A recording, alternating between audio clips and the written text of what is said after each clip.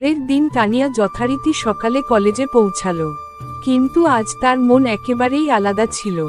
কালকের সেই ছোট্ট পরিচয় তার মনে একটা অদ্ভুত উষ্ণতা ছড়িয়ে দিয়েছিল। ক্যাম্পাসে পা রাখতেই দূর থেকে দেখতে পেল অরিত্রকে। সে গাছের নিচে দাঁড়িয়ে মোবাইল ঘাঁটছিল। তানিয়ার চোখে মুখে হাসি ফুটে উঠল, কিন্তু সে কিছু না দেখার ভান করে সামনে এগিয়ে গেল। ঠিক তখনই তানিয়া পেছনে থেকে অরিত্র ডাক দিল। তানিয়া ধীরে ধীরে ঘুরল।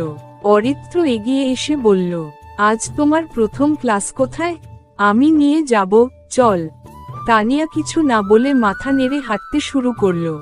দুজন পাশাপাশি হাঁটছিল, মাঝে মাঝে চোখাচোখি হচ্ছিল, আর দুজনেই অদ্ভুত একটা হাসি চেপে রাখছিল। ক্লাসের ফাঁকে ফাঁকে দুজনের কথা চলছিল। কে কোন স্কুল থেকে এসেছে, কে কোন সাবজেক্টে ভালো, শখ আহ্লাদ, সিনেমার পছন্দ, সব কিছু নিয়ে। তানিয়া প্রথমবার অনুভব করল কারো সাথে এত সহজে কথা বলা যায়।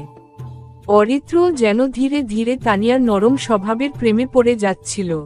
একদিন ক্লাস শেষে অরিত্র হঠাৎ বলল, চলো ক্যাফেতে কফি খাই। তানিয়া একটু লজ্জা পেল, কিন্তু না করেনি। দুজন মিলে ক্যাফেটেরিয়ার এক কোণার টেবিলে বসল। একদিন ক্লাস শেষে অরিত্র হঠাৎ বলল, চলো ক্যাফেতে কফি খাই। তানিয়া একটু লজ্জা পেল, কিন্তু না করেনি। দুজন মিলে ক্যাফেটেরিয়ার এক কোণার টেবিলে বসল। কথার মধ্যে অরিত্র বলল, তুমি জানো, তুমি হাসলে পুরো দুনিয়া থেমে যায় মনে হয়। তানিয়া লজ্জায় চোখ নামিয়ে ফেলল। তার গাল লাল হয়ে গেল, আর মনের মধ্যে নরম একটা ফুল ফুটল, ভালো লাগা নামের ফুল। কিছুদিন পর ক্লাসের প্রেজেন্টেশন চলছিল। তানিয়ার একটা ছোট ভুল হলো। তার প্রেজেন্টেশনে একটা ডাটা মিসিং ছিল। ক্লাসের কিছু ছেলে হাসাহাসি শুরু করলো। তানিয়ার মন খারাপ হয়ে গেল।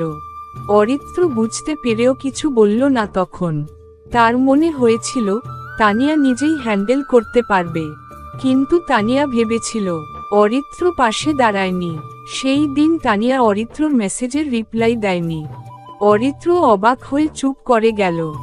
দুজনের মধ্যে একটা অদৃশ্য দূরত্ব তৈরি হলো, একটা ছোট্ট ভুল বোঝাবুঝি, যা তাদের গল্পে নতুন মোড় নিয়ে আসবে।